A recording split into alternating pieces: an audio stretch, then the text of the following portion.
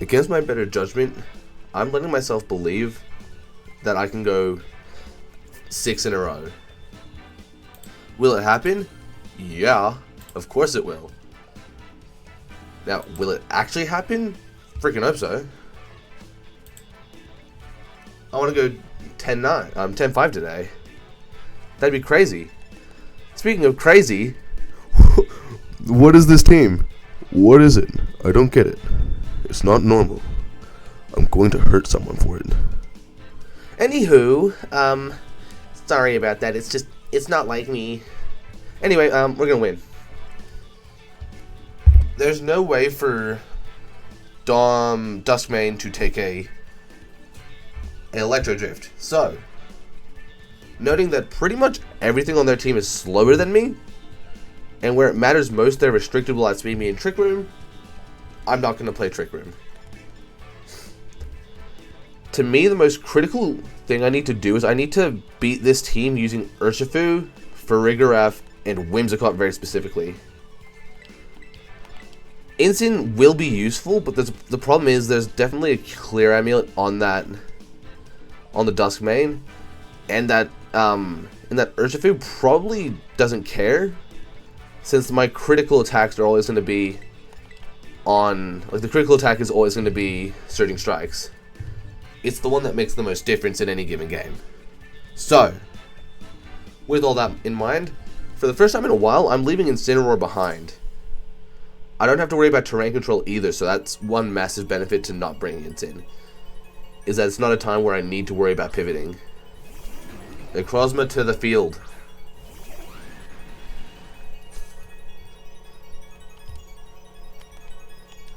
I am confident my Urshifu will outspeed Landorus. So what I'll do is I'll just Surging Strikes. It's not too committed to the point where I might lose if I need to Terastallize somewhere else. But it is committed enough to say, hey, you're at risk here. Play ball or lose. Since the chance that a Necrozma outspeeds, unlikely. It only has like base 70 something speed. Necrozma, Duskmane, base 77, it could outspeed.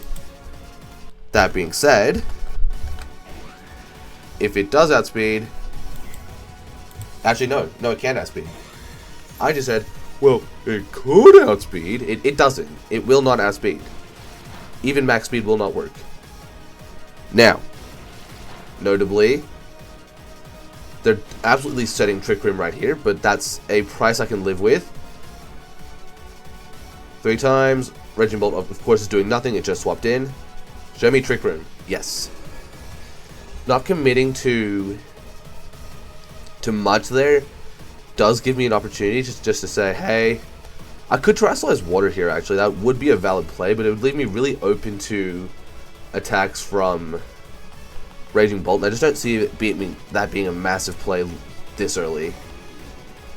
It's not like it's letting me make a breakout play that normally wouldn't work. It legitimately is just going to do like a let me get a guaranteed chip in on the Necrozma, not the Necrozma, sorry, the Raging Bolt. And it may potentially draw in a few attacks where they matter most. Good.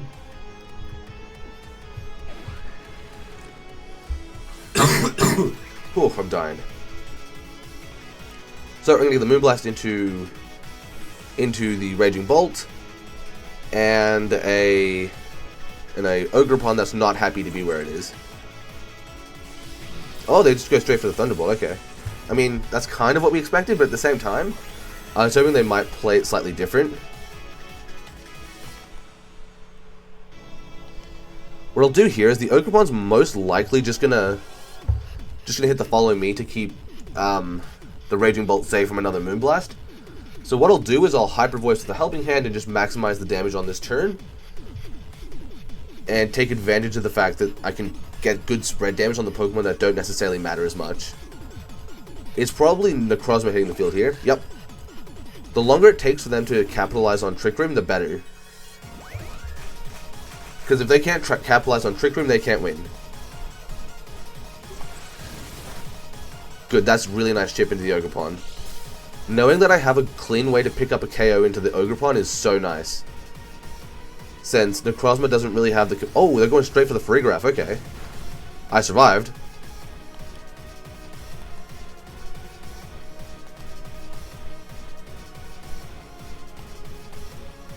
Well, they know that my play is just to click Hyper Voice. So while the intention is to take the KO with Necrozma, they're totally in a position to just Spiky Shield and do that. I think Freegraph will go down this turn. No matter how I do it, Freegraph or its slot is guaranteed to be knocked down. So for this position, I'll swap me right on in.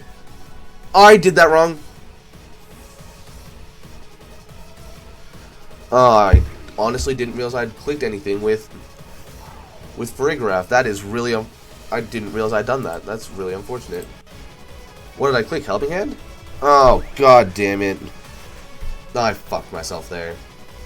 God damn it. They do Spiky Shield. If they're clicking a Steel type move, I win. I can at least... Well, okay. That's a... Yeah, that's not a Steel type move, and it's not at all a win condition. Okay. From here, we need to pull it all the way back. One turn of Trick Room.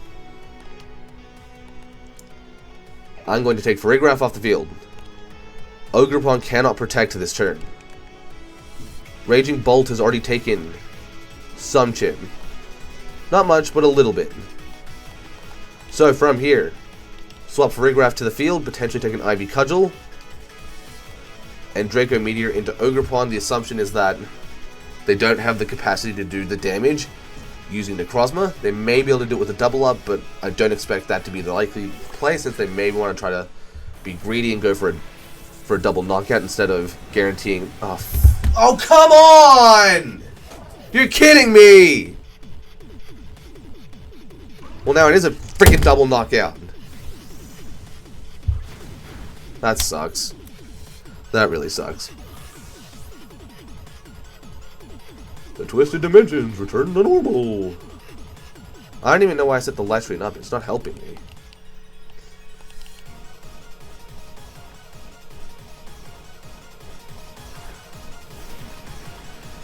I'm not threatening KOs anywhere, which is a massive problem.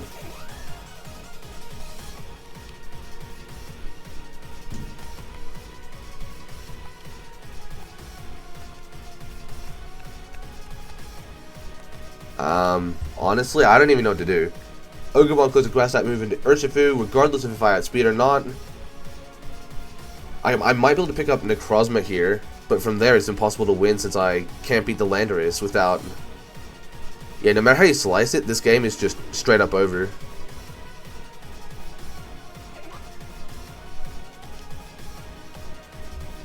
Okay, let's make a simple assumption that they're clicking a Steel type move.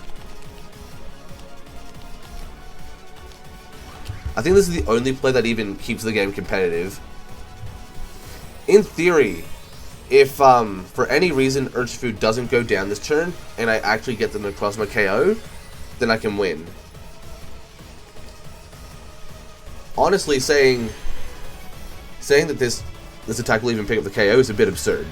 If it does, again, I win. But they could just follow me. They don't, which is actually kind of a bad sign, honestly. Oh, that does nothing. Unless I get a no mega crit here, it's completely over. You know what, actually? More times than not, that actually probably picks up the KO, given how much that was doing. Yeah, Woodhammer's over. That sucks. So we did not go, in fact, 10-5 this time. We went 9-6. We flipped the common play. Honestly, that really pissed me off, because what is it with the crits? Give it a fucking break! Oh my god. There's an urge to just not upload this, but at the same time, people need to know, after going all that distance, did it happen? No, of course it didn't happen. I misclicked and got crit 1,000 times. Why the fuck would I ever get what I want? What a fucking travesty. And it all happened because of that one stupid situation where I honestly thought I was still selecting freaking for the wrong. You know what? Complaining is not going to solve anything. That sucks. For the record, I should have won that. Losing there is absolutely fucking outrageous. I should and am ashamed of that. Like, there's no world where I should have actually lost that. I was legitimately in perfect position. I had an easy layup and I fucked myself there. So, there's that. Thanks for watching, I guess. Okay, this is like my 80th try, so I'm gonna keep it really short and sharp. That is the end of the Global Challenge 3. With a final rating of 5,081 and a final rating of 1,494, I'd say I'm pretty disappointed, honestly. Day 1 and 3 were the best I've ever done. I've never done better than 9-6, and I managed to do it for the first time on day 1, and then match it on day 3, so I was very happy with that. No criticism there. But day 2 was the worst day I've ever had at any of these type of tournaments.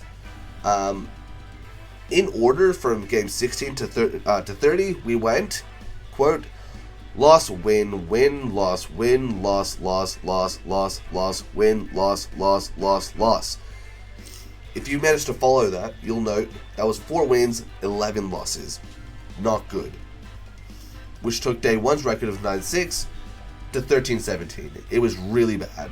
Like, I could not have done much worse. So, going into the Global Challenge 4, which is about 3 weeks out, what I'm going to do is I'm going to limit myself a maximum of 5 games in a row. This will prevent situations like I experienced on day 2, where I feel like where my mental game is slipped. Is like it was gone. It was somewhere else. I was sick, I was feeling terrible, and I was losing games. I just kept going and going and going and going and going when I didn't have to. And that's what caused me to play so terribly the whole way through. So, I said it before, I'm going to say it again. I'm going to limit myself. 5 games maximum, no matter what. 5 games in a row or wins, take a break. Anything past that will just end up being a loss in total playing power. But really, aside from that, I don't necessarily have tons to say about the final results. I have more to say about the team.